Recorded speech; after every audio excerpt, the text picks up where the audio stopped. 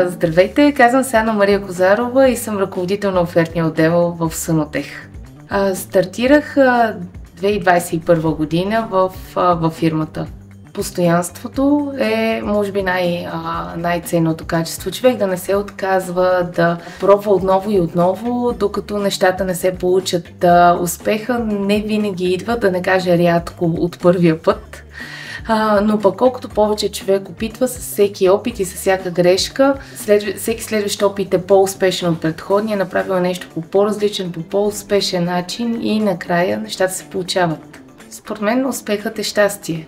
Може би това, което най-много ценя в работата си, смятам, че е ключът към успеха, е комуникацията. Човек трябва да е малко по-екстровертен, да е по-комуникативен, както се казва на английски thinking outside of the box, да търси някакви решения. Понякога това не идва по учебник или стандартизирано, а по-скоро когато човек комуникира с различни хора, вижда различни гледни точки.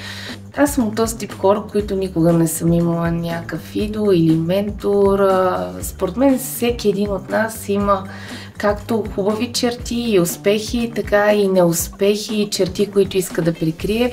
Заради това и гледам да нямам един човек, който да е за мен идол. Има хора, на които се възхищавам за различни успехи от живота им, но няма един, който така да бих искала да репликирам изцяло.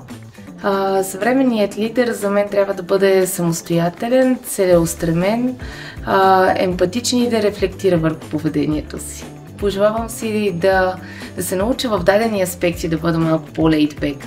Понякога прием твърде на сериозно нещата, твърде голям фокус слагам върху едно единствено нещо.